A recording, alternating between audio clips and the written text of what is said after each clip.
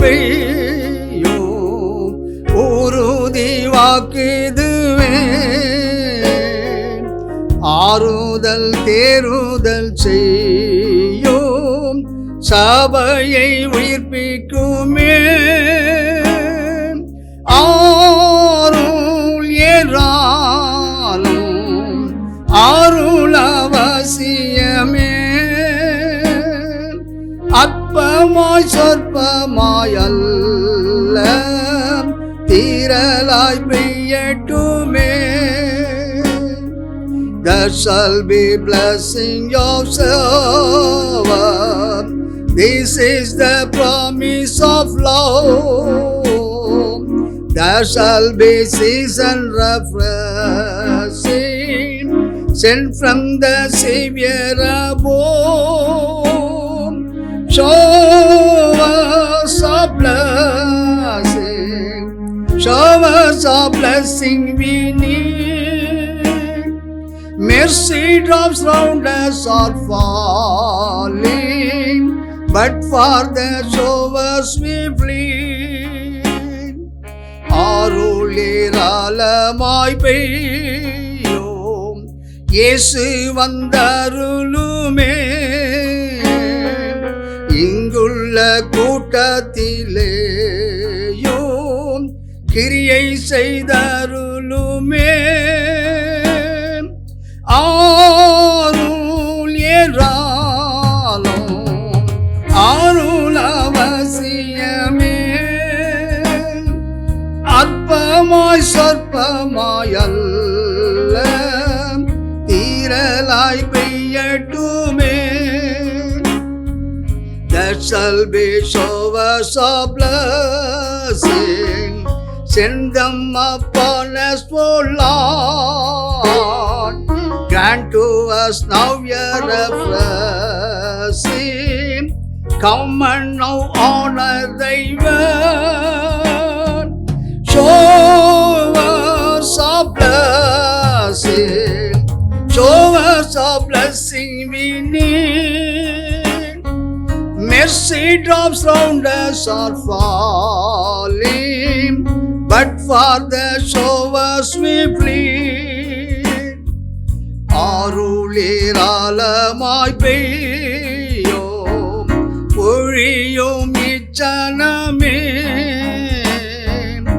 ஆருளின் மாரியை தாரும் ஜீவதயவரரே.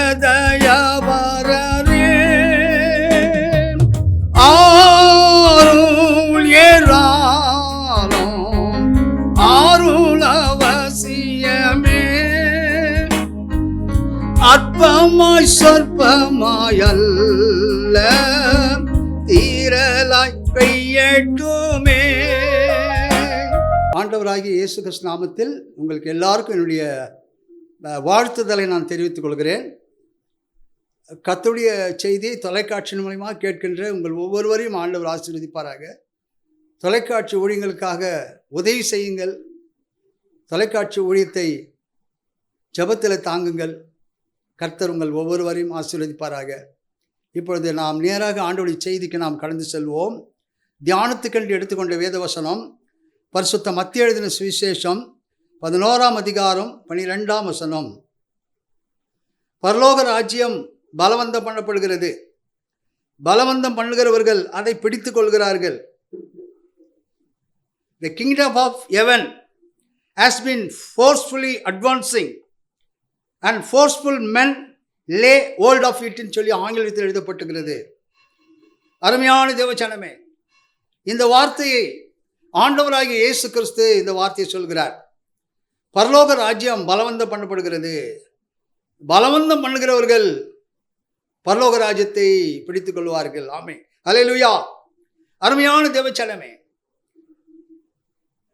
இந்த உலகத்தில் நாம் எதை பெற வேண்டுமானாலும் விடாமுயற்சி நமக்கு தேவை, கடின உழைப்பு நமக்கு தேவை, பலவந்தம் தேவை, போராடுவதும் முக்கியம். துன்பம் பாடு இல்லாமல் எதையுமே பெற முடியாது. வேலையில் போனஸ் உயர்வு கிடைக்க தொழிலாளர்கள் போராடுகிறார்கள். மாணவன் பரீட்சையில் வெற்றி பெற படிப்பில் போராடுகின்றான். விளையாட்டில் முதல் தரமாக வர விளையாட்டு வீரர்கள் கடுமையாக உழைக்கின்றார்கள். பரலோக ராஜ்யத்தில் பிரவேசிக்க வேண்டுமானாலும் விடாமுயற்சி தேவை. பிரியமானவர்கள், நெப்போலியன் என்ற ஒரு போர் வீரன் ஒரு சமயம் சோர்வடைந்து ஒரு குகையிலே அவர் தங்கி கொண்டிருக்கிறார். அந்த நேரத்தில் சிலந்தி பூச்சி கூடு கட்டுவதை நெப்போலியன் பார்த்தாராம். ஆனால் அந்த சிலந்தி பூச்சி தன்னுடைய கூட்டை கட்டி கொண்டிருக்கும் போது அடிக்கடி அந்த கூடு கலைந்து விடுவோம். பிரியமானவர்களே, ஆனால் கூட இந்த சிலந்தி பூச்சி விடாமல் அந்த கூட்டை கட்டுவதிலே அது முயற்சி செய்து வெற்றி பெற்றதை நெப்போலியன் பார்த்தபோதுதான் அவர் தன்னுடைய வாழ்க்கையில் விடாமுயற்சி தேவை, நாம் இன்னும் முயற்சி செய்வோம், வெற்றி பெறுவோம் என்று சொல்லி அவர் தொடர்ந்து முன்னேறி சென்றாராம். அருமையான தேவச்சனமே, இந்த நாளிலே ஆண்டவர் உங்களோடு பேசுகிறார். வேதத்தில் அநேக பக்தர்களை நாம் பார்க்கும்போது விடாமுயற்சியினால் பலவந்தத்தின் மூலமாக ஆண்டவரிடத்திலிருந்து அநேக ஆசீர்வாதங்களை பெற்றுக்கொண்டதை நாம் பார்க்கிறோம்.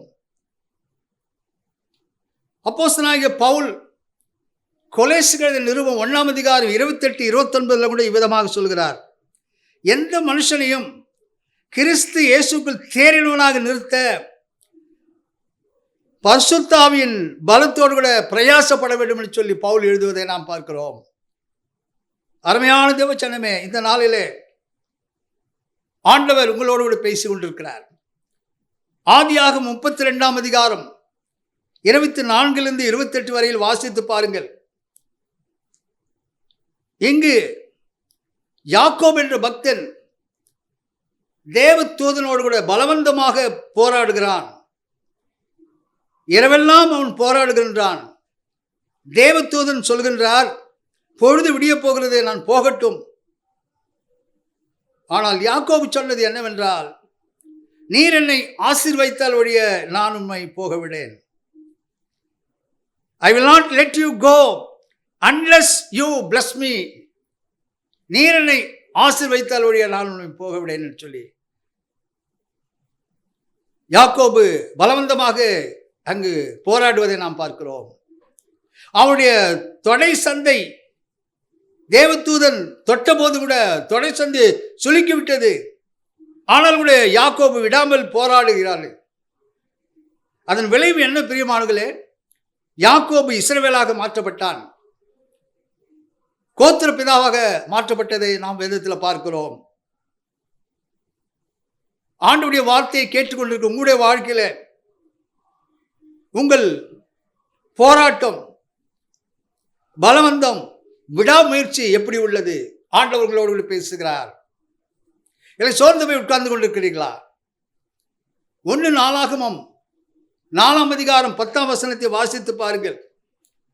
இங்கு யாபேசின் பலவந்த பிடிவாத ஜபத்தை நாம் பார்க்கிறோம். யாபேஸ் ஜபிக்கின்றார், ஆண்டவரே என்னை ஆசீர்வதித்து என் எல்லையை பெரிதாக்கி உமது கரம் என்னோடு கூட இருந்து தீங்கு என்னை துக்கப்படுத்தாதபடிக்கு என்னை விலைக்கு காத்தருளும் என்று சொல்லி யாபேஸ் ஜபிக்கின்றதை நாம் பார்க்கிறோம். யார் இந்த யாபேஸ் பிரியமானவர்களே? யாபேஸ் துக்கத்தோடு கூட பிறந்தவன் பிரியமானவர்களே. அவனுடைய வாழ்க்கை துக்கம் மிகுந்த வாழ்க்கையாக இருந்தது.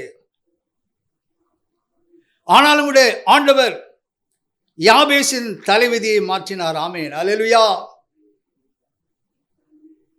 யாபேசின் பலவந்த ஜெபத்தின் பலனாக யாபேசின் துக்க வாழ்க்கை அடியோடு மாறியது.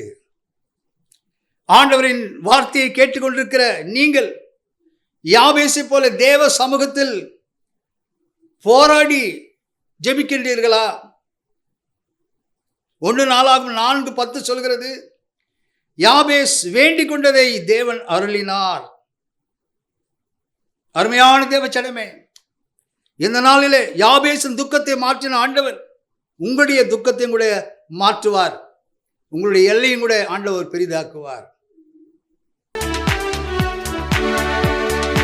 எனக்குத்தாசை வரும் பர்வதம் நிறையன் கண்களை ஏறெடு ஏறெடுப்பேன். எனக்கொத்தாசை வரும் பர்வதம் நேராயன் கண்களை ஏறெடுப்பேன். வானம் பூமியும் படைத்த வல்ல தேவனிடம் இருந்தே வானம் பூமியும் படைத்த எண்ணுக்கடங்கா நன்மைகள் வருமே என் கண்கள் ஏறெடுப்பே. எண்ணுக்கடங்கா நன்மைகள் வருமே என் கண்கள் ஏறெடுப்பே. எனக்கொத்தாசை வரும் பர்வதம் நிறையன் கண்களை ஏறெடுப்பேன். மலைகள் பெயர்ந்தகன்றிடினும் நிலை மாறி புவி அகன்றிடினும் மலைகள் பெயர்ந்தகன்றிடினும் மாறிடுமோ அவர் கிருபை என்னாலும் ஆறுதல் எனக்கு அவரே. மாறிடுமோ அவர் கிருபை என்னாலும் ஆறுதல் எனக்கு அவரே. எனக்கொத்தாசை வரும் பர்வதம் நிறையன் கண்களை ஏறெடுப்பேன். பல பக்கத்தில் நிழல் அவரே வழுவாமல் காப்பவர் அவரே. பல பக்கத்தில் நிழல் அவரே. சூரியன் பகலில் சந்திரன் இரவில் சேதப்படுத்தாதே. சூரியன் பகலில் சந்திரன் இரவில் சேதப்படுத்தாதே. எனக்கொத்தாசை வரும் பர்வதம் நிறையன் கண்களை ஏறெடுப்பேன். எனக்கொத்தாசை வரும் பர்வதம் நிறையன் கண்களை ஏறெடுப்பேன். ஏசாயா தீர்க்கதரிசன புஸ்தகம் 38 அதிகாரம் 1-5 வரையில் வாசித்து பாருங்கள். இங்கு எசேக்கியா ராஜாவை பார்த்து ஏசாயா தீர்க்கதரிசி சொன்ன வார்த்தை, நீர் உமது வீட்டு காரியத்தை ஒழுங்குபடுத்தும், நீர் பிழைக்க மாட்டீர், மரித்து போவீர். எசேக்கியா வியாதிப்பட்டு மரண தருவாயில் இருக்கும்போது சொல்லப்பட்ட வார்த்தை இது பிரியமானவர்களே. ஆனால் எசேக்கியா செய்தது என்ன பிரியமானவர்களே? எசேக்கியா தன் முகத்தை சோர்பரமாக திருப்பிக் கொண்டு கர்த்தரை நோக்கி என்னை நினைத்தருளும் என்று எசேக்கியா மிகவும் அழுது விண்ணப்பம் பண்ணினார். உடனே கர்த்தரிடத்திலிருந்து பதில் வந்தது பிரியமானவர்களே. உன் விண்ணப்பத்தை கேட்டேன், உன் கண்ணீரை கண்டேன், இதோ உன் நாட்களோடு கூட 15 வருஷம் கூட்டுவேன். அது மட்டுமல்ல, எசேக்கியா வியாதியும் கர்த்தர் சுகமாக்கினார் பிரியமானவர்களே. எசேக்கியாவின் பலவந்த ஜபம் வியாதியிலிருந்து சுகம் பெற்றார். நீண்ட ஆயுளை அவர் பெற்றுக்கொண்டார் பிரியமானவர்களே.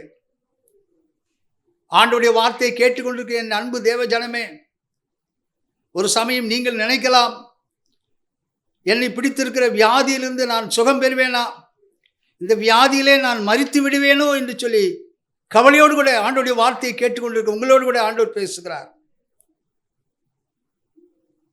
ஆண்டவருடைய வார்த்தையை விசுவாசிகள் பிரியமானவர்களே. உங்களுடைய வியாதி எப்படிப்பட்ட வியாதியாக இருந்தாலும் ஆண்டவர் உங்களுடைய வியாதிகளை சுகமாக்குகிற தேவனாக இருக்கிறார் பிரியமானவர்களே.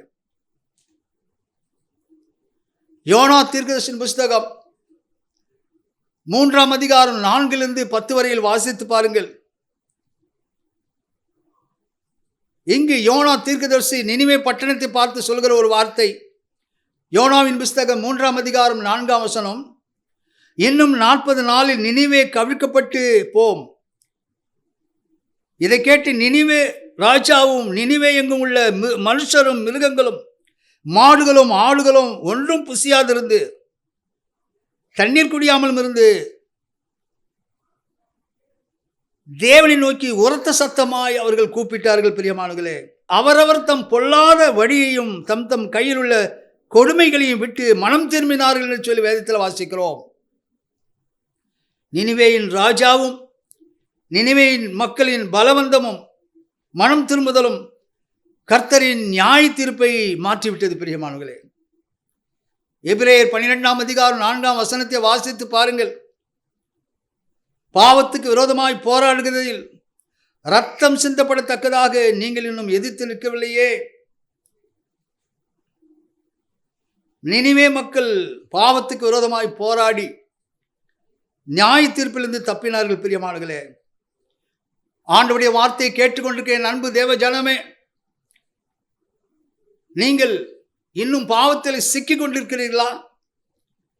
இல்லை அதிலிருந்து வெளியே வந்து போராடி ஜெயம் பெறுகிறீர்களா?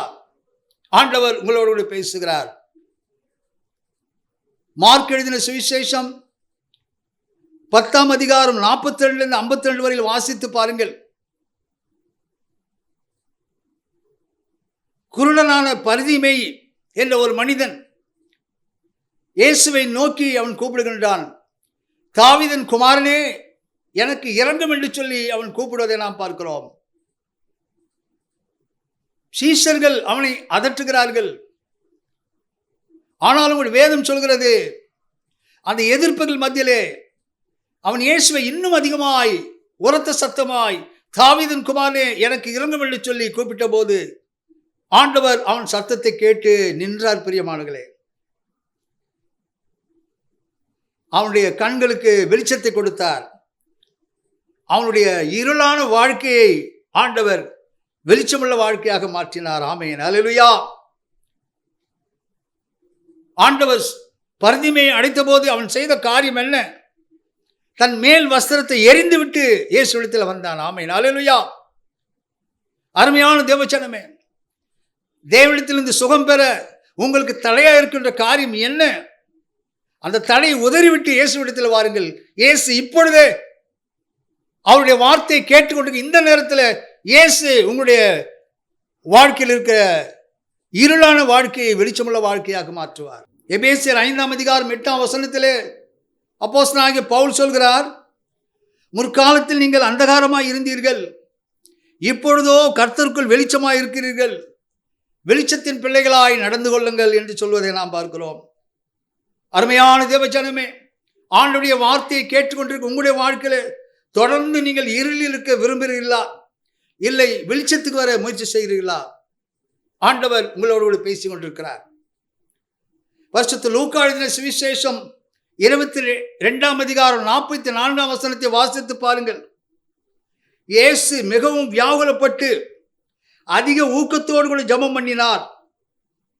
அவருடைய வேர்வை இரத்த துளிகளாய் பெரும் துளிகளாய் தரையிலே விழுந்தது என்று சொல்லி வேதத்தில் பார்க்கிறோம். Jesus prayed more earnestly and his sweat was the like drops of blood என்று சொல்லி ஆங்கிலத்தில் எழுதப்பட்டிருக்கிறது. அவருடைய ரத்தம் வேர்வையாய் பூமியிலே விழுந்தது. பிரியமானங்களே, இயேசு ரத்த வேர்வை சிந்தி ஜெபித்தார் சொல்லி வேதத்தில் பார்க்கிறோம். எபிரேயர் 12ஆம் அதிகாரம் 2ஆம் வசனத்தை வாசித்து பாருங்கள். இயேசு தமக்கு முன் வைத்திருந்த சந்தோஷத்தின் பொருட்டு அவமானத்தை எண்ணாமல் சிலுவையை சகித்து தேவனுடைய சிங்காசனத்தின் வலது பாசத்தில் வீற்றிருக்கிறார். பிரியமானங்களே, இந்த நாளிலே நம்முடைய ஆவிக்குரிய ஜீவியம் எவ்விதமாக இருக்கிறது? நாம் பலவந்தமாக போராடி ஆண்டவரிடத்திலிருந்து ஆசீர்வாதத்தை நாம் பெற்றுக்கொள்கிறோமா? ஆண்டவர் சிலுவை பாடுகளை ஜெயித்ததுக்கு மூல காரணம் என்ன? பிரியமானங்களே, கெத்செமனே தோட்டத்திலே அவர் ஊக்கமாக இரத்த வேர்வை சிந்துகிற அளவுக்கு அவர் ஊக்கமாக ஜெபித்ததை நாம் பார்க்கிறோம்.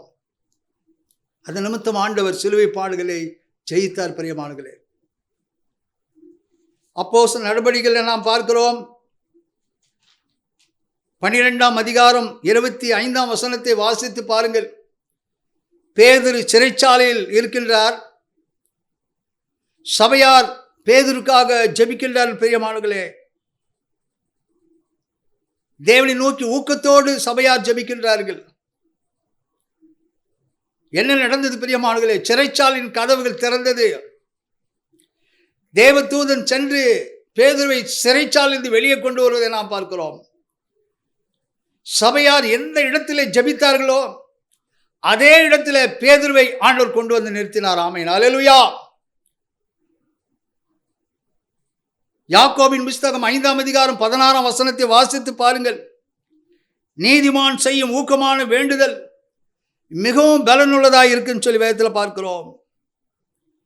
ரோமர் 12ஆம் அதிகாரம் 12ஆம் வசனத்தை வாசித்து பாருங்கள். ஜெபத்திலே உறுதியாயிருங்கள் என்று சொல்லி பவுல் ரோமசாமிக்கு எழுதுவதை நாம் பார்க்கிறோம். யாக்கோபின் புஸ்தகம் 5ஆம் அதிகாரம் 17-18 வாசித்து பாருங்கள். இங்கு எலியாவை குறித்து எழுதப்பட்டிருக்கிறது.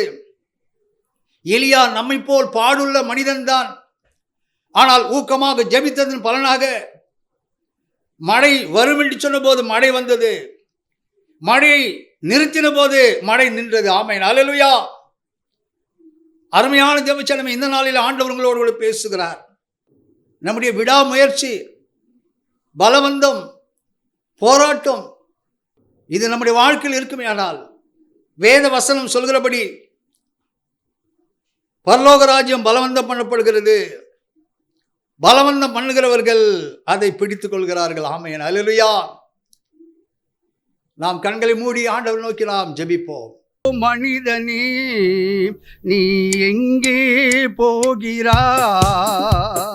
காலையில் மலர்ந்து மாலையில் மறையும் மலராய் வாழ்கின்றாய். காலையில் மலர்ந்து மாலையில் மறையும் மலராய் வாழ்கின்றாய். ஓ மனிதனே,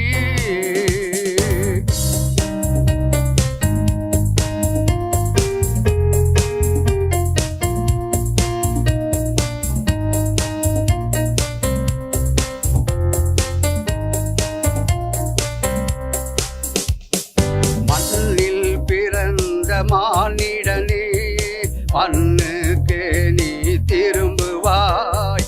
மண்ணில் பிறந்த மானிடனே, மண்ணுக்கு நீ திரும்புவாய். மரணம் உன்னை நெருங்கும் போது மரணத்திற்கு பின்னே நடப்பது என்ன என்பதை நீ அறியாயோ? மரணத்திற்கு பின்னே நடப்பது என்ன என்பதை நீ அறியாயோ? ஓ மனிதனே, நீ எங்கே போகிறாய்?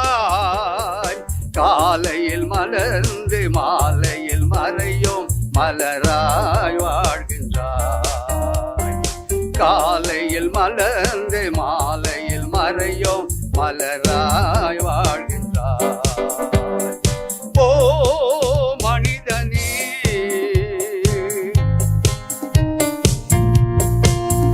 ஆண்டவர் உங்களை அழைக்கிறார். நீ எதை தெரிந்து கொள்ள போகிறாய்?